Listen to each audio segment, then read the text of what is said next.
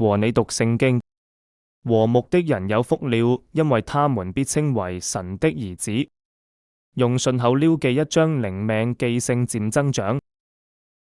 為着要大家記得箴言第24章的大綱和重點，請讀一次。智慧人有大能力應對正直勤有叻。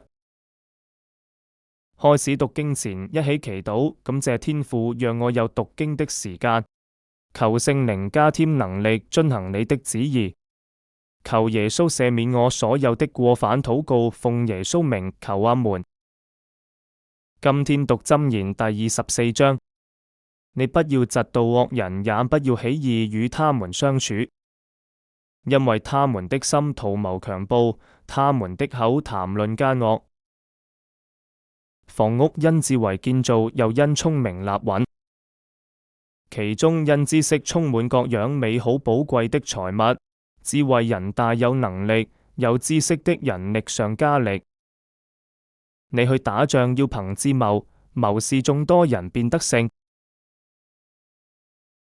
智慧極高，非愚昧人所能及，所以在城門內不敢開口，設計作惡的必稱為奸人。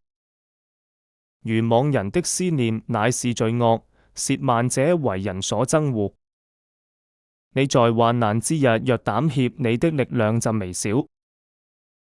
人被拉到死地，你要解救；人將被殺，你須攔阻。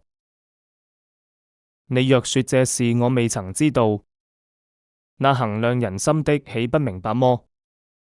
保守你命的豈不知道麼？他豈不按各人所行的報應各人麼？我言你要入密，因為是好的。入蜂房下滴的蜜，便覺甘甜。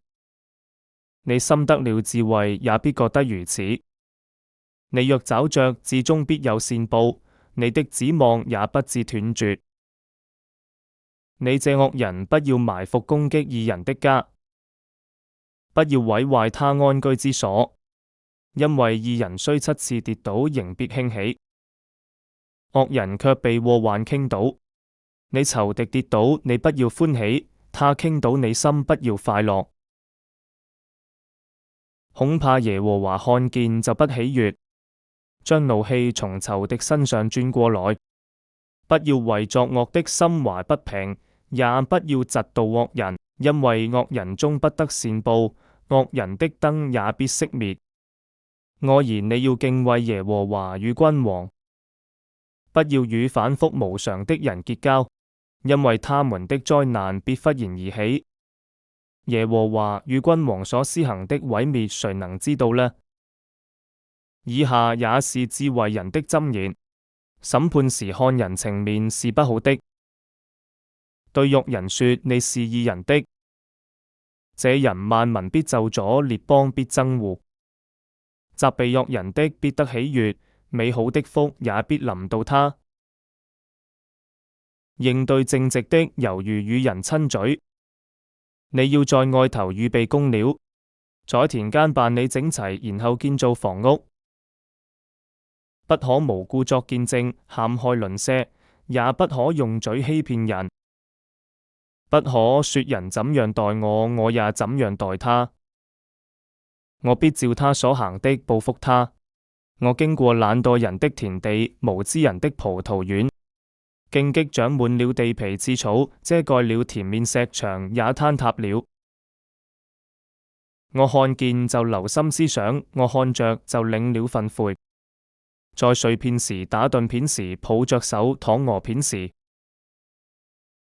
你的貧窮就必如強盜速來，你的缺乏拿兵器的人來到讀經完畢。為着要大家記得第24章的大綱和重點，請讀一次。智慧人有大能力應對正直勤有叻。若果大家對以上14個字有更好建議，歡迎留言指教。結束祈禱。親愛的主耶穌，求你賜我記性，記得以上經文的重點。智慧人有大能力應對正直勤有叻。又要勤讀聖經，以致能夠應用在日常生活中。抵擋那些似是而非的問題，不被世上荒謬言論迷惑。禱告奉主耶穌基督名求阿門。希望能夠每天和你一起讀聖經，記聖經，一起與神親近重溫。第22章教養孩童走正道，就是到老不跌倒。第23章不可貪吃不貪飲，聽從父親母護蔭。第24章智慧，人有大能力，應對正直，勤又叻。想一想，為何智慧人會有大能力呢？